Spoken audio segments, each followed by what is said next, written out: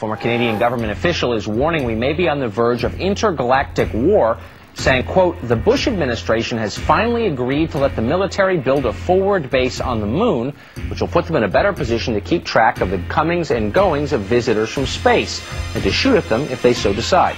I was introduced to the late Dr. Wernher von Braun in the U.S., the father of rocketry. In my first meeting with him, during that first 3.5 hours, he said to me, Carol, you will stop the weaponization of space, because there is a lie being told to everyone that the weaponization of space is now first being based upon the evil empire, the Russians. There are many enemies, he said, against whom we're going to build this space-based weapon system, the first of whom was the Russians, which was existing at that time. Then there would be terrorists. Then there would be third world countries. Now we call them rogue nations or nations of concern. Then there would be asteroids. And then he would repeat to me over and over, and the last card, the last card, the last card would be the extraterrestrial threat. Pardon me, I don't mean to interrupt you, but doesn't this make sense? I mean, if in fact there are extraterrestrials and they're buzzing our planet, why wouldn't we want to take steps to defend ourselves from them should they turn hostile? As a military strategist, as a person who worked on the MX missile, which I did later, he said you will find that there is going to be a spin to find some enemy against whom we have to build space-based weapons, and now we should expect the spin, because he said part of the formula for the intelligence community is if they might have a weapon, then we have to consider that they do have these weapons. So now they do have these weapons, so now we have to build these weapon systems, and that's the formula, except that it's all based on a lie. This is a report into future technology, commissioned in 1968 by McDonnell Douglas, then one of the biggest aerospace and defense contractors in the world. What's extraordinary about this document is that it takes the existence of UFOs seriously. It recommends using UFOs and copying their design to make the next quantum leap in aerospace technology. Some UFOs may be extraterrestrial vehicles. They certainly have not been proven otherwise. The existence of extraterrestrial vehicles indicates vehicles could be built which would have capabilities quite useful to McDonnell Douglas Corporation. A supersonic saucer. Called the Silver Bug, it was truly revolutionary. The plans show in detail a multi-jet engine craft that boasted amazing maneuverability and speed.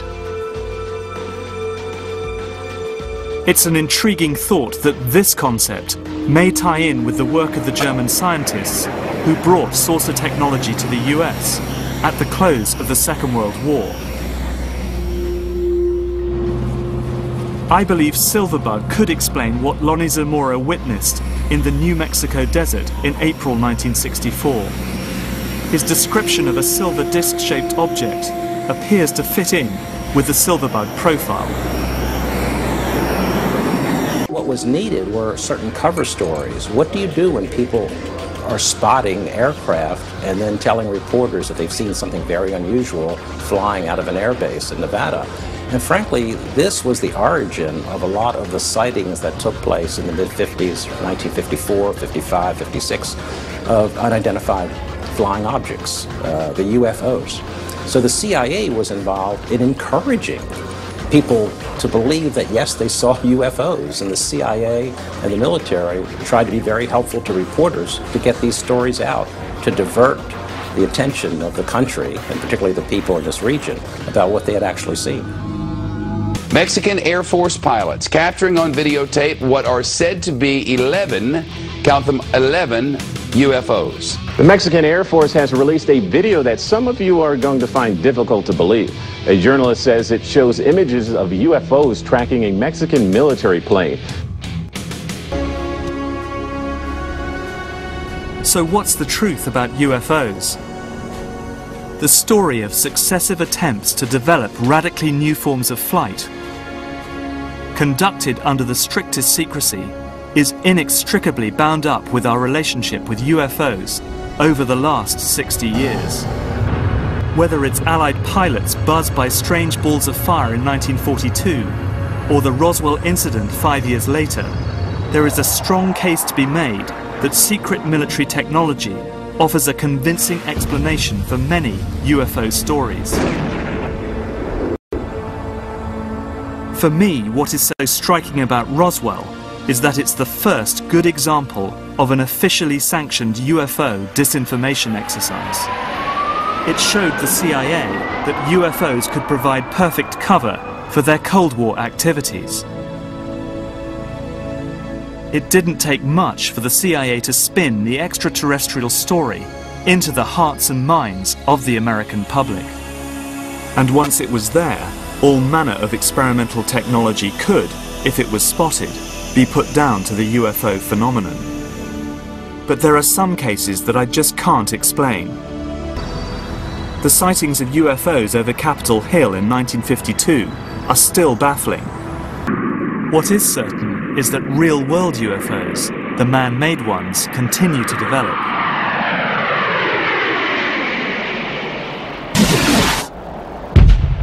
Recently, a series of sonic booms were heard exploding across California and Nevada.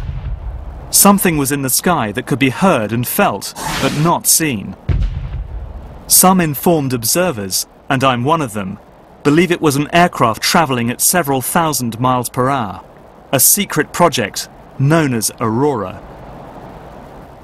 There is no trace of Aurora's physical existence, no evidence of government spending on its development or deployment. But there are tantalizing images that point to its existence. Pictures, for example, like this one. It shows a donut-shaped exhaust pattern, a sign perhaps that Aurora makes use of something called a pulse detonation wave engine. And it delivers a hell of a punch, easily enough power to drive an aircraft to 6 times the speed of sound.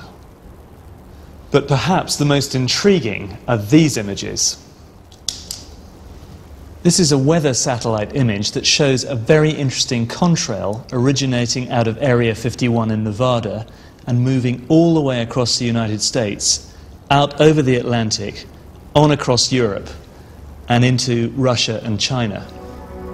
Whatever it is, it's moving in excess of 8,000 miles an hour.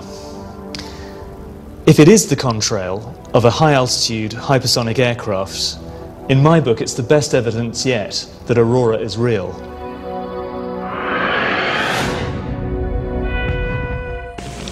Anytime the government has secrets that they can keep from us,